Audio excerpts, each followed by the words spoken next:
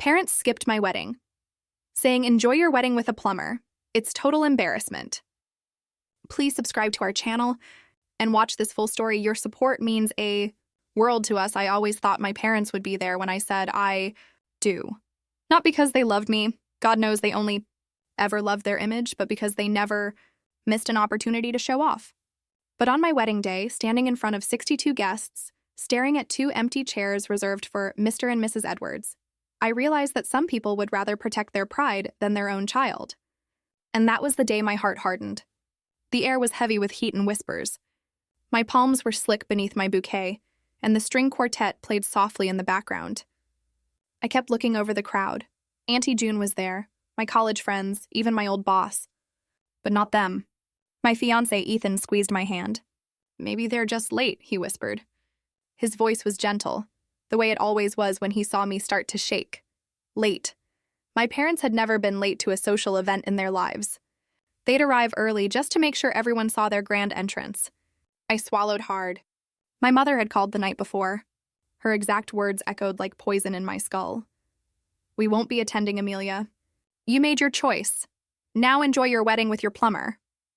I had laughed nervously, thinking she was bluffing. But the cold click that followed ended any illusion that this was a game. When the ceremony started, the world blurred.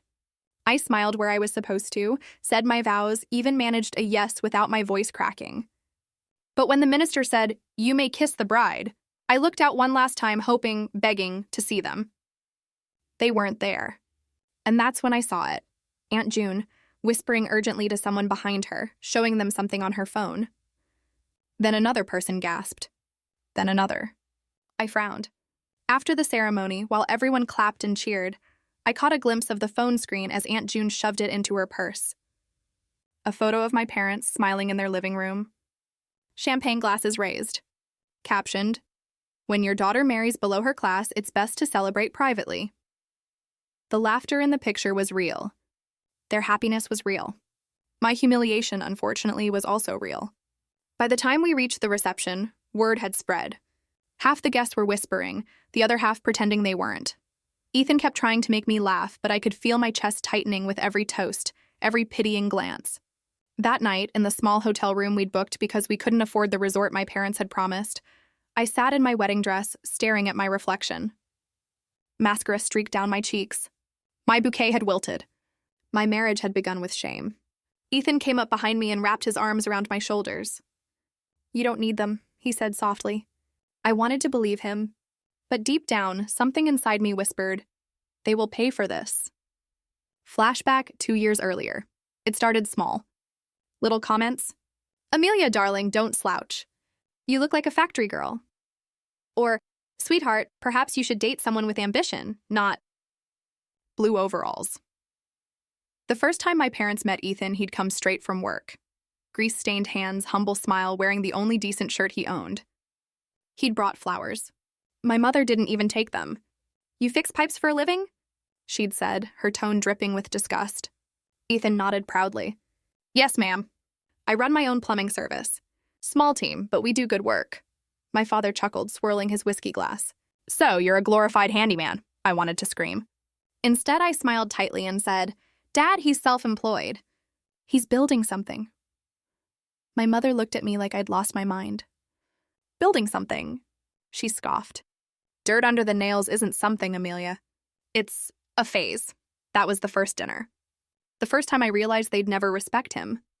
When Ethan proposed, he didn't do it with flash or flare. He did it in our kitchen, under the yellow light of our flickering bulb, with a ring that wasn't fancy but was perfect. He said, "You're my home, Amelia. Will you marry me?" I cried so hard I couldn't even say yes at first. But when I did, I meant it with every part of me. Then I told my parents. My mother laughed like she was hearing a bad joke. My father didn't even look up from his newspaper. "Marry a plumber? Do you think this is love or desperation?" "You're an Edwards, Amelia. Act like one." Those were their words. And for the first time in my life, I didn't care what they thought. Or at least, I told myself I didn't. The night before the wedding, I called my mother again. "Please," I whispered, "I want you there. You don't have to like him, just be there." Her sigh was cold and theatrical. Amelia, your father and I have our reputation to think of. Imagine how it looks, our daughter marrying someone who unclogs toilets for a living. Mom, don't mom me. You made your bed. Now lie in it. Then she laughed. A quiet, cruel laugh. Enjoy your wedding with your plumber. And she hung up. That night, I cried until my pillow was soaked. Ethan didn't ask what was wrong. He just held me, brushing my hair back, whispering, "We'll make our own family, okay?" And I believed him. But believing didn't make it hurt less. Back to the wedding day. When people talk about heartbreak, they usually mean love lost. But heartbreak is also the sound of silence in a crowded room, when everyone's eyes are on you, but the only faces you look for will never meet yours.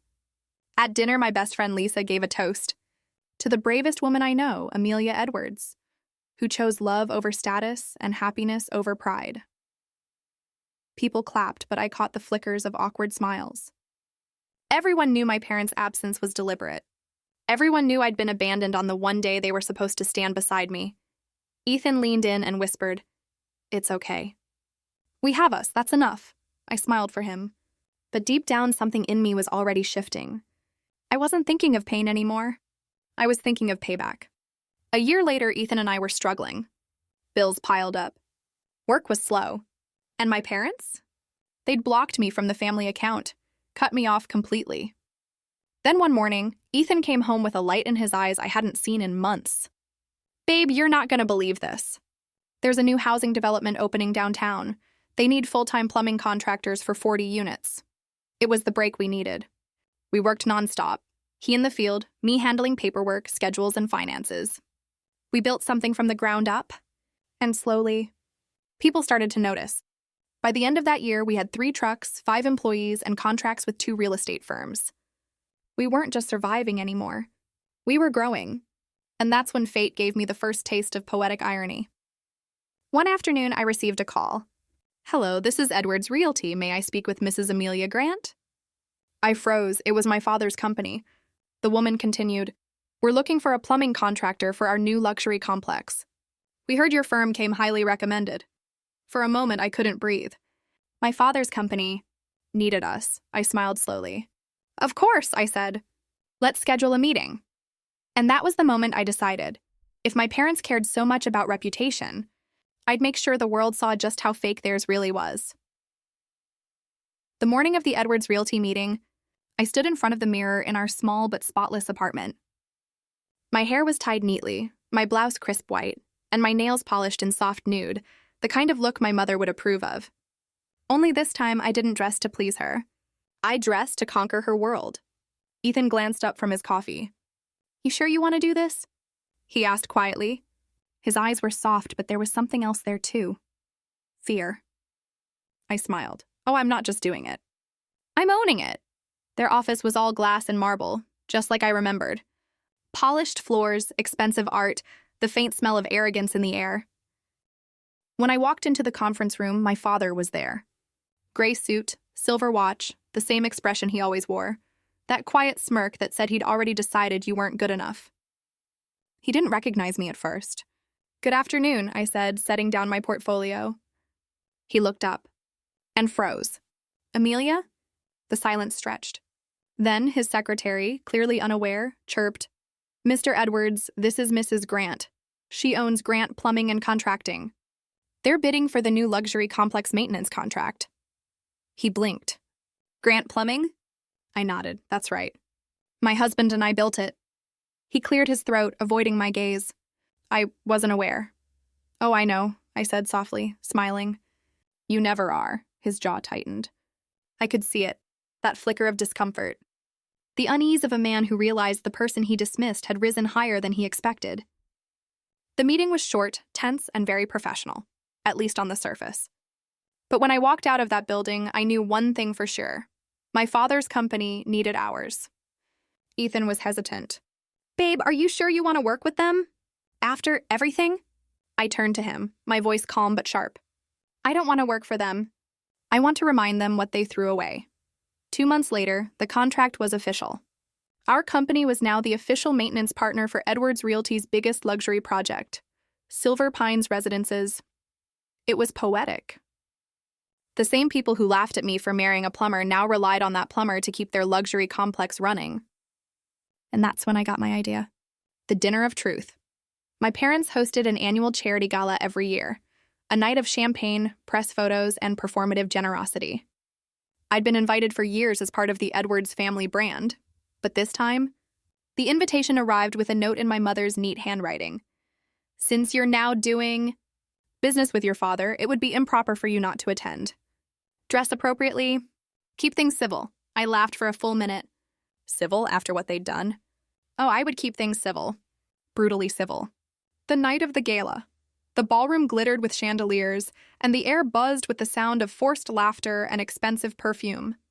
I walked in, wearing a black velvet gown that hugged my waist and fell like smoke around my heels. My hair was swept into an elegant bun, my diamond earrings subtle but commanding. Every head turned. And I didn't miss the small flicker of annoyance in my mother's eyes when she saw me. Amelia. She smiled tightly, air-kissing both sides of my face. You look decent. Thanks, Mom, I said sweetly. You too. Botox suits you. Her smile twitched. Still sarcastic, I see. Still judgmental, I see. Before she could reply, my father joined us, his hand resting on her shoulder. Amelia, he said stiffly, glad you could make it.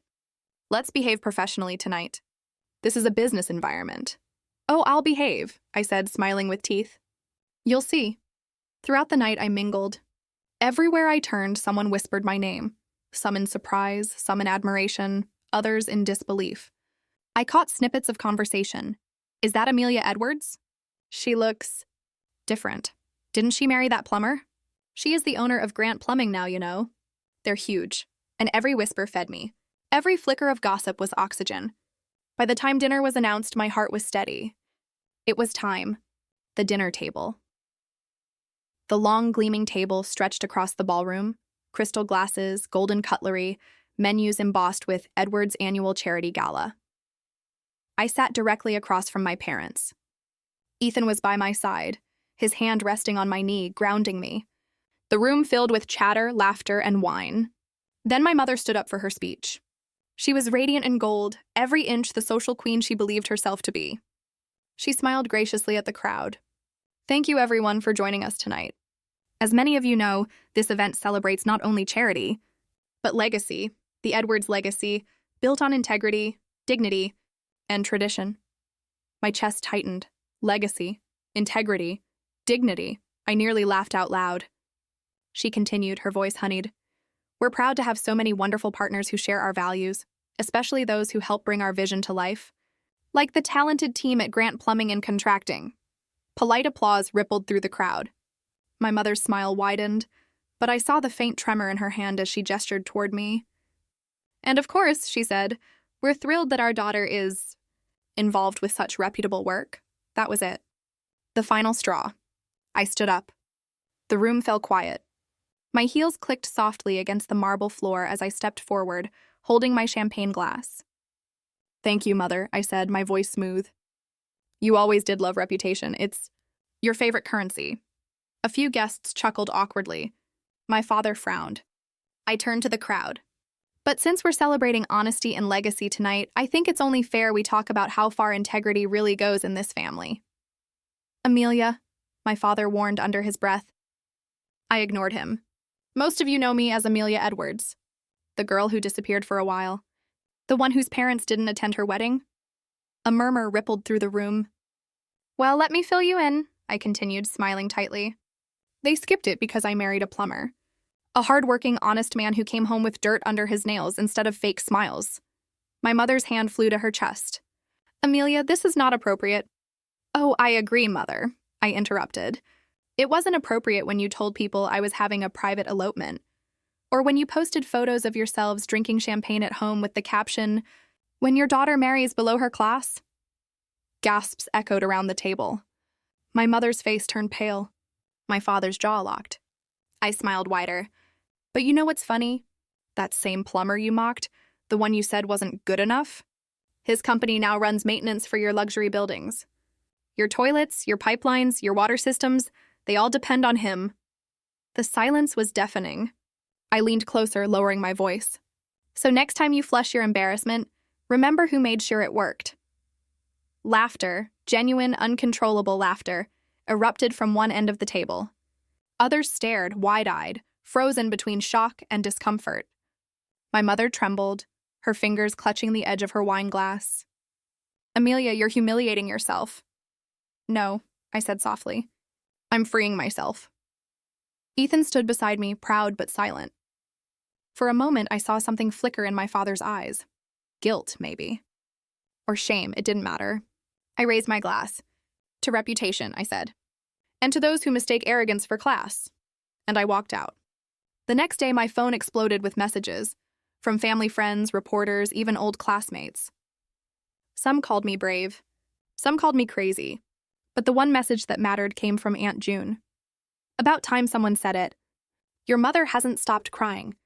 Your father hasn't said a word. I'm proud of you, kiddo." I stared at the text for a long moment. And then, for the first time since that wedding, I laughed. A month after the gala, Edwards Realty sent an internal memo. The company would now be working directly with Grant Plumbing on multiple projects. My father never called. My mother sent a short note. "You made your point. Congratulations." No apology. Just pride, wounded and fragile. Ethan looked at me that night as we sat on our couch, the city lights glowing through our window. "Do you feel better?" he asked. I smiled faintly. "Not better, just done." He pulled me close. And in that quiet, I realized revenge doesn't heal you, but it does make you whole again, if only because it reminds you that you were never powerless. 6 months later, another dinner. Smaller, quieter, this time in our own home. My parents showed up uninvited, unannounced, standing awkwardly at our door. My mother's eyes darted around our living room, her mouth tight. "It's nice," she said, though her tone suggested she wanted to say otherwise. My father finally spoke. "You've done well for yourself." I nodded. "We have," he hesitated. "I suppose." "We misjudged." I tilted my head. "No, you didn't. You judged exactly who I was. You just couldn't handle that I didn't need your approval." My mother exhaled shakily. "Amelia, we only wanted what was best for you." I smiled. "No, you wanted what looked best for you." The silence stretched. Then Ethan appeared from the kitchen, wiping his hands on a towel, smiling politely. "Dinner's ready. I hope you're hungry." The irony wasn't lost on any of us. My parents, who once mocked me for marrying a plumber, now sat at my table eating food from my kitchen, in a home built by the business they'd scorned. And as I watched them struggle to find words, I finally felt peace. Not revenge. Not pride, just closure.